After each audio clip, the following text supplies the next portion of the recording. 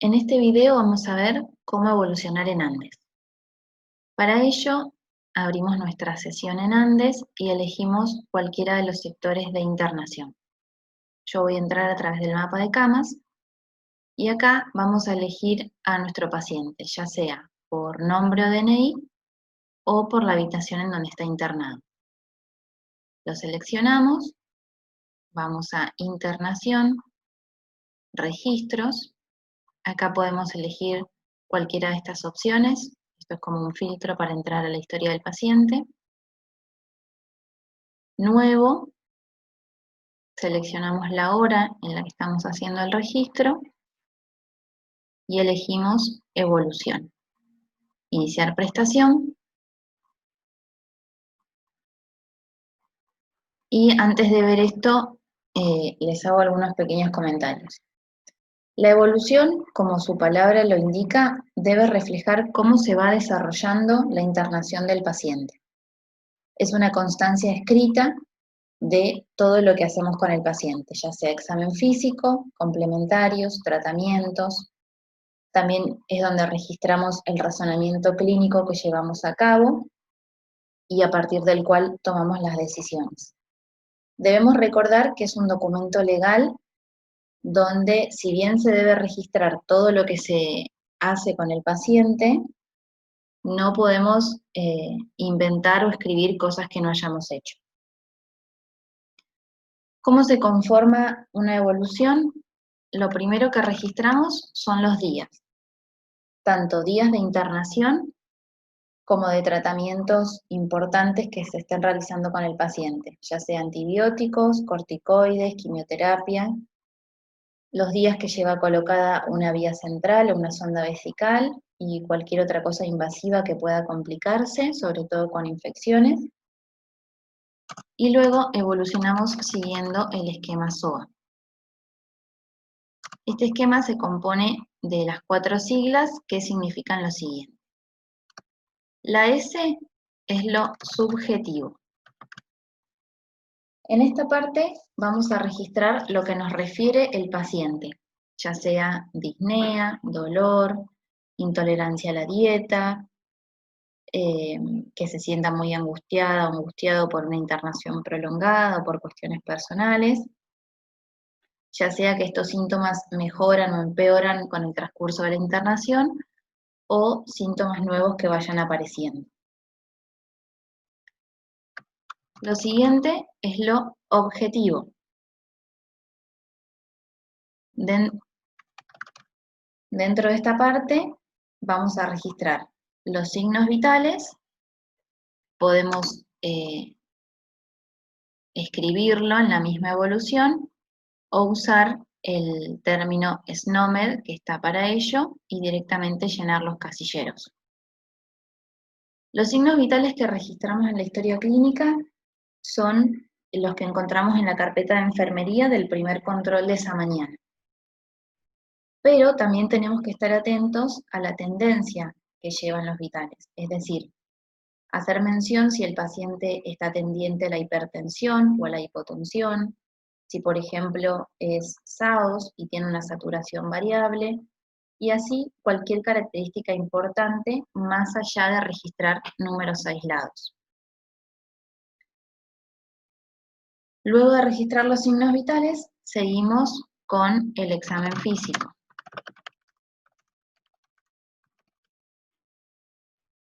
Este es importante que sea completo y ordenado. Al principio, el examen físico va a ser completo tanto para llevarlo a cabo como para escribirlo, independientemente del motivo de internación del paciente. Esto nos va a ayudar a sistematizarlo, a incorporarlo en la cabeza, y el día de mañana nos va a servir para priorizar y seleccionar qué es lo importante a observar en cada paciente según su patología y su contexto. Puede pasar que cuando estemos escribiendo el examen físico nos demos cuenta que nos olvidamos de revisar algo en el paciente. Si nos pasa esto, volvemos a la habitación y lo revisamos. Pero si debemos dejar la compu un rato, para asegurarnos que no se pierda la evolución todo lo que tenemos evolucionado hasta ese momento, podemos guardar y después nos permite continuar escribiendo, o incluso podemos guardar y validar, confirmamos, y luego también podemos seguir escribiendo si rompemos la validación, porque todo lo que escribimos hasta ese momento no se va a borrar, ¿sí?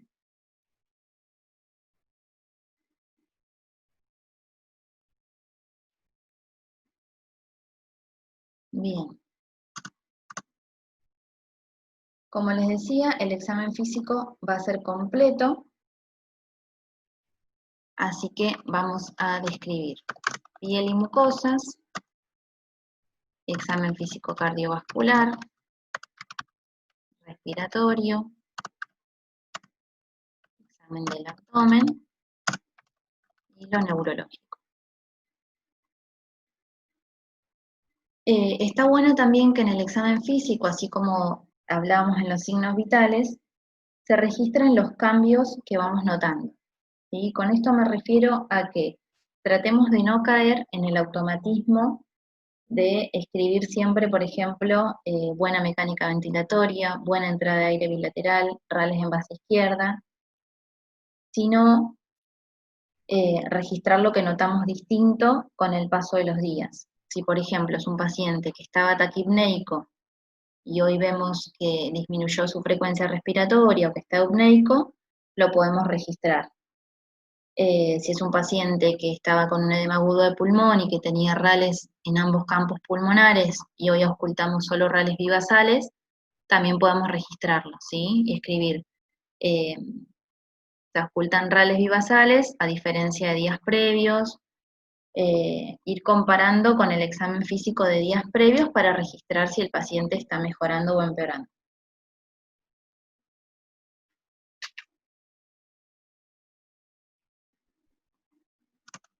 Luego, la A se refiere a análisis,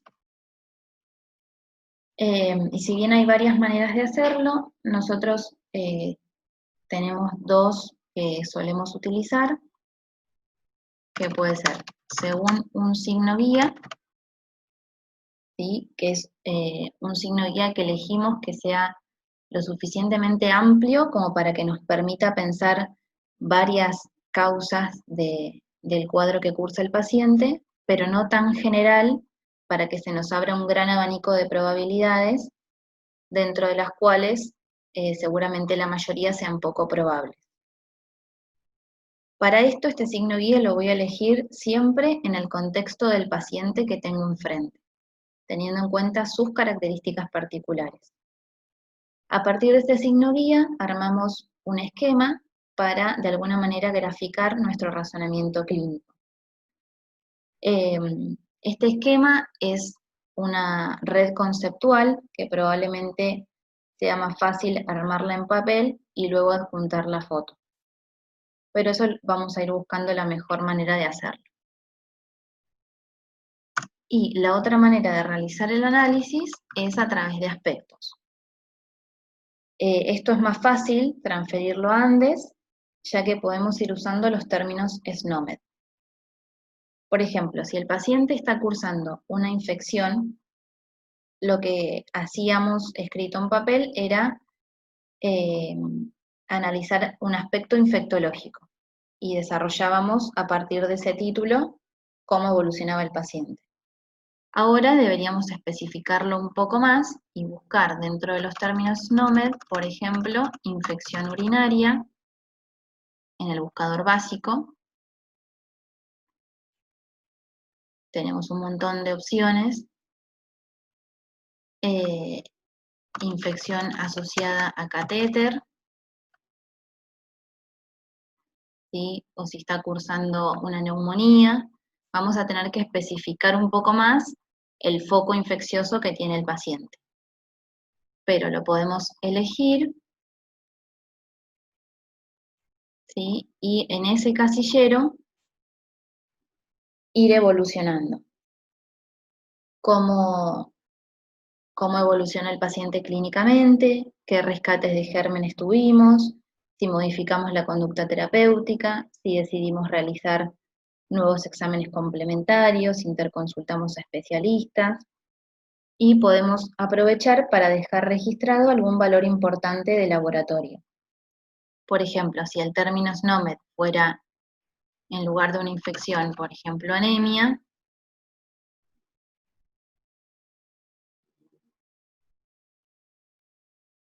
podemos dejar registrado en este recuadro el hematocrito y la hemoglobina del día de hoy, si requirió o no transfusiones, si se premedicó para esa transfusión, si es una anemia de reciente aparición y la estamos estudiando y le pedimos, por ejemplo, un perfil de hierro, dejar evolucionados los valores del laboratorio, en fin, todos los laboratorios relacionados al problema que estamos evolucionando.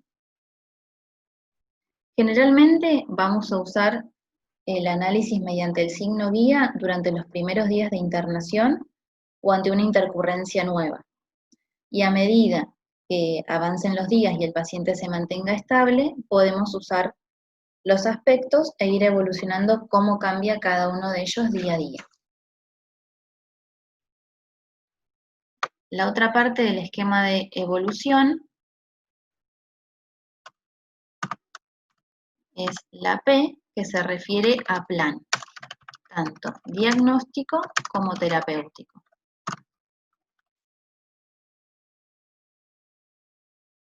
Si bien todas las partes de la evolución están relacionadas entre sí, sobre todo el plan, tanto diagnóstico como terapéutico, es directamente consecuente con lo que venimos evolucionando en el análisis.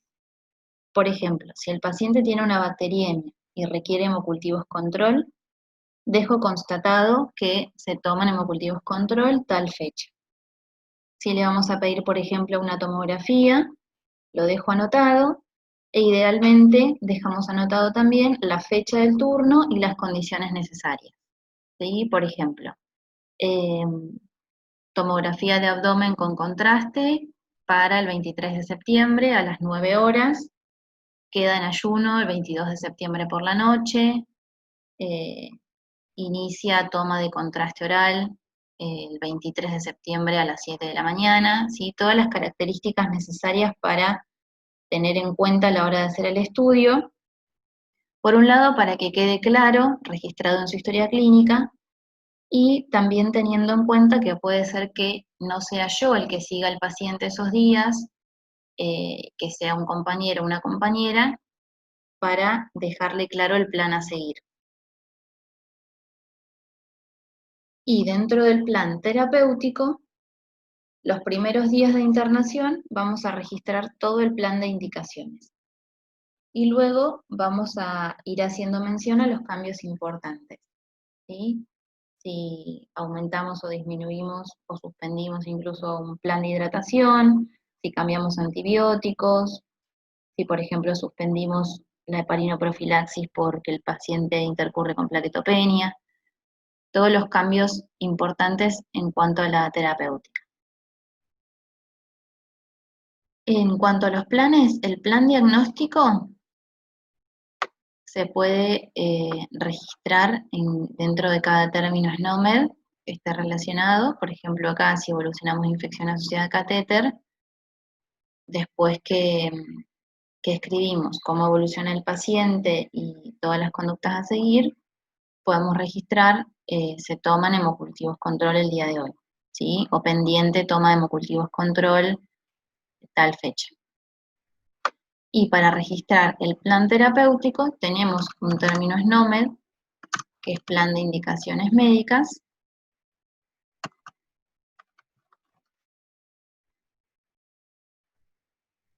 donde podemos desarrollar todo el plan del día de hoy o los cambios importantes que se fueron haciendo. Una vez que terminamos la evolución, se guarda y se valida, además de guardarla para que quede registrado en ANDES. Bueno, esto es a grandes rasgos cómo realizar la evolución diaria del paciente internado.